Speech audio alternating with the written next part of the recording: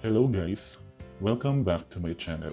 Today, we're going to discuss the very basic topic about safety officer, more importantly its duties and responsibilities. So, without further ado, let's begin. What is a safety officer? A safety officer, also known as the safety man, is an employee or worker trained and tasked to implement occupational safety and health programs in the workplace. This detail can be seen on the Rule 1030 of the Occupational Safety and Health Standards, which is known as the Yellow Book. How can I be a safety officer? The requirement is simple. You must undergo the Bureau prescribed training course such as Basic Occupational Safety and Health Training, also known as BOSH training, or Construction Occupational Safety and Health Training, also known as COSH training, prior to your appointment. This is a 40-hour training. Other qualifications will be discussed on the later part of this video. BOSH or COSH training has a lifetime validity. In other words, it has no expiration. However, if you are a safety consultant or practitioner, there will be a renewal of accreditation every 3 years, but the BOSH or COSH training itself doesn't expire. If you are wondering how many safety officers does your organization need, you can refer to DO 198-18 Section 14. But to answer the question, it depends on the number of workers employed and the hazardous or non-hazardous nature of the workplace pursuant to Rule 1013 of Occupational Safety and Health Standards. I'll be sharing it on the next slide. So, how many safety officers does your organization need? Based on the DO 198-18 Section 14, the minimum classification and number of safety officers are as follows. Please refer to the table shown on your screen. Take note that as the number of workers increases and the risk level classification increases, the number of safety officers and their qualifications of course also increases. It also depends on the number of workers and risk level as to how many and what occupational health personnel and facilities are needed. Regarding the qualifications of safety officers, it is classified in 4 levels based on their training and experience. It is classified as SO1, SO2, SO3, and SO4. SO1 requires 8-hour OSH orientation course and 2-hour trainer's training. For SO2, the mandatory 40-hour OSH training applicable to its industry. For SO3, the mandatory 40-hour OSH training applicable to its industry, additional 48 hours of advanced or specialized OSH training relevant to the industry, plus at least 2 years experience in OSH.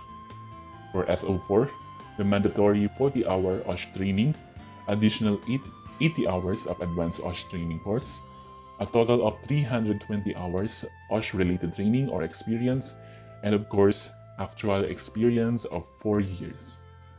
To back up all claims regarding safety, make sure to compile all training certificates, documents like safety programs, inspection papers, or anything related to safety that has your name and signature. Of course, the document shall bear the signature of your immediate superior or manager, president, and other relevant authorities within the organization you have attended.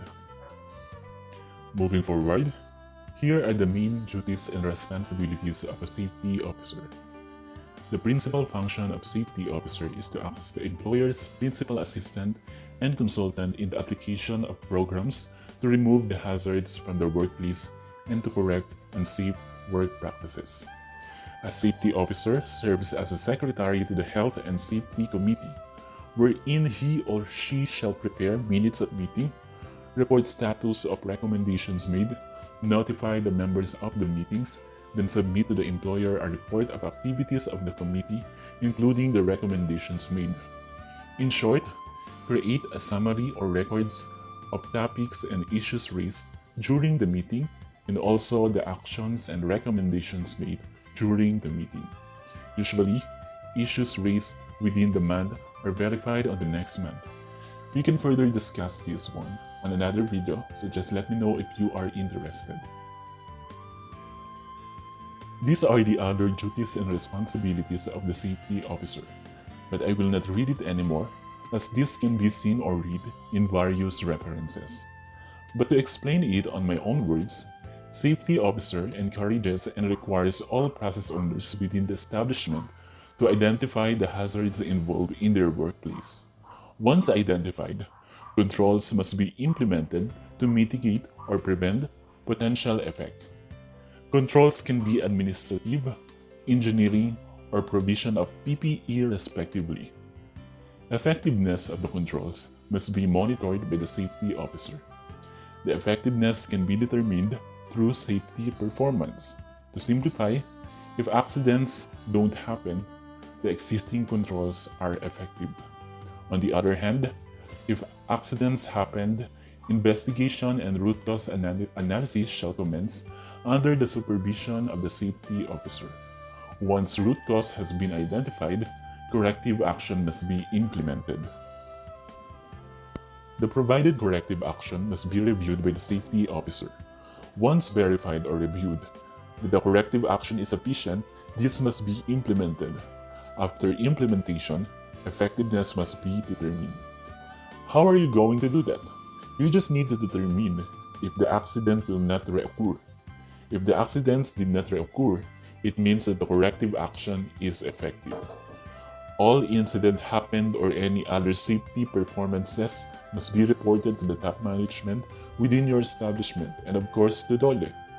Other report required by the DOLE shall be submitted by the safety officer. The reports will be discussed on some other videos. For the last part of our video, let me share some side notes and tips. First, always create a monthly schedule of your inspection, meetings, report submission, etc. to ensure proper monitoring of such issues. Next, engage or create fun safety programs and activities for the employees. It doesn't need to be a grand or what, a simple activity will do. Comment down below if you want me to share some of the activities I prepared. I will create a separate video for you guys. Of course, for our aspiring safety officers, I suggest you to start in a manufacturing company, as this is easier to monitor compared to other industries, especially construction firms. Another one is to maintain a healthy and respectful relationship with your co-employees. In being a safety officer, you don't need to nitpick on their process. Based on my experience, employees listen to safety officers who are firm yet friendly. Always remember that safety officer is there to act as guide when it comes to implementation of safety controls. It doesn't mean that safety officer will do all the jobs for the process owners or workers. Last but not the least is always be patient. Well, that's it. I hope you learned something new. Please let me know if there are certain topics you guys want me to discuss. I will try my best to create a video of your requests. Again, thank you very much for your continued support. Please don't forget to like, share, and subscribe to my channel. See you till our next video. Goodbye!